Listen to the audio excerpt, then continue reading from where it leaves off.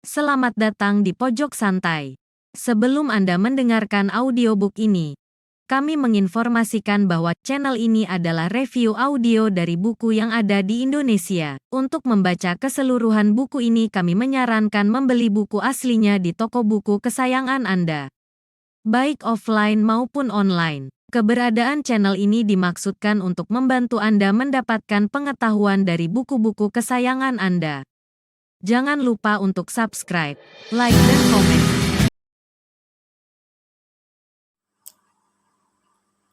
Selamat datang di Pojok Santai, channel khusus yang membahas komik dan novel dengan cara asyik. Singo Ireng, salah seorang dedengkot pemberontak, memerintahkan pasukannya untuk mengeroyok Wiro Sableng. Bagaimana selanjutnya? Yuk cari tahu di video berikut ini. Maka, 20 prajurit pemberontak melompat turun dari kuda masing-masing, hunus senjata, dan bergerak cepat mendekati pendekar 212. "Begundal pemberontak!" berseru Wiro Sableng atau pendekar 212. "Kalau kau ingin tangkap aku, mengapa tidak turun tangan sendiri?" Di saat itu, 20 prajurit sudah menyerbu untuk menangkap pendekar 212. "Kalian kunyuk-kunyuk pemberontak hanya datang minta digebuk," ujar pendekar 212 dengan tersenyum. Tapi bila senyumnya itu putus, maka mengumandanglah bentakan dahsyat. 5 prajurit yang paling dekat dan hendak turun tangan menangkapnya terpelanting dan bergelimpangan di tanah tiada nyawa lagi. Tersiraplah darah Resi Singo Ireng. Tiada disangkanya, pemuda gondrong bertampang bodoh itu mempunyai kehebatan demikian rupa. Maka bersuruhlah dia, "Tak perlu budak hina dina ini ditangkap hidup-hidup. Cincang di tempat." Maka 15 senjata tajam berkiblat ke arah pendekar 212. "Hiya!" Tubuh Wiro Sableng mencelat 3 tombak ke atas. Seluruh serangan senjata lawan lewat di bawah kakinya. Detik senjata-senjata itu menderu, memapas angin kosong. Maka detik itu pula dengan kecepatan yang hampir tak sanggup disaksikan oleh mata pendekar 212 menuki ke bawah, merampas pedang salah seorang prajurit. Dan ketika pedang itu menderu laksana kitiran, maka 5 prajurit meregang nyawa mandi darah. 2 lainnya luka parah. Dalam kejutnya menyaksikan gebrakan yang dahsyat itu, Resi Singo Ireng melihat satu bayangan berkelebat ke arahnya. Dia tarik tali kekang kuda dengan cepat. Namun sebelum binatang tunggangannya itu sempat bergerak, tubuh kuda ini sudah anjlok ke tanah. Swat! Keempat kakinya terbabat putus. Binatang ini berguling di tanah, melejang-lejangkan kakinya yang buntung dan meringkik tiada henti.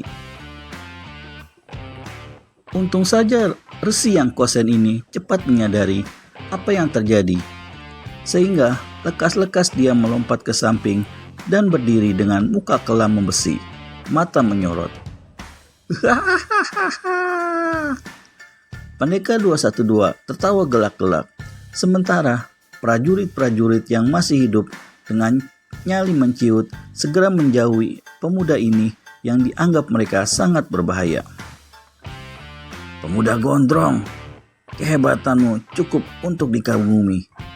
Tapi bila kau tahu dengan siapa saat ini berhadapan, maka lekaslah berlutut minta ampun," berkata Singo Ireng. "Hah? Sama manusia jelek macam kau buat apa perlu takut?" ujar Wiro Sableng dan tawanya semakin menjadi-jadi.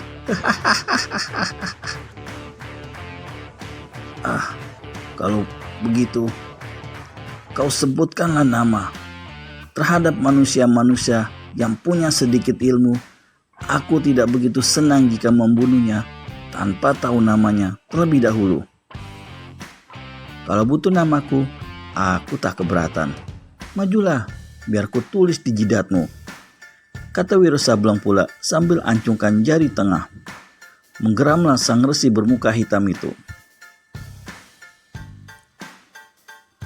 Selama dunia terbentang, selama malang melintang dalam dunia persilatan, baru hari itulah dia dihina dan direndahkan terus-terusan oleh seseorang.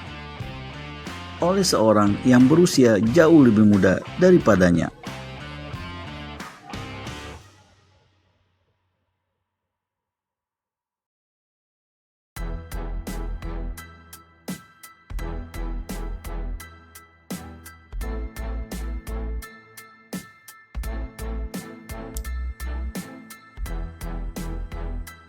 Dari balik pakaian, resi ini keluarkan sebuah senjata berbentuk aneh, yaitu sebuah besi panjang yang ujungnya berbentuk lingkaran.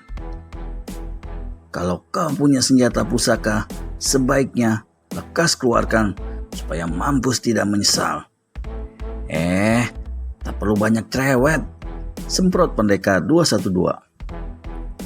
Majulah, senjataku cukup pedang butut milik cecungukmu yang sudah mampus itu. Resi Singo-ireng yang berbadan kate ini segera maju dan hamburkan serangan dahsyat. Senjata anehnya mengeluarkan suara menderu, menimbulkan angin yang deras dan tajam. Ujung senjata yang berbentuk lingkaran itu berubah laksana ratusan banyaknya. Serang lawan yang berilmu tanggung dan bermata tidak awas akan sulit membedakan mana lingkaran senjata yang asli dan mana yang bukan.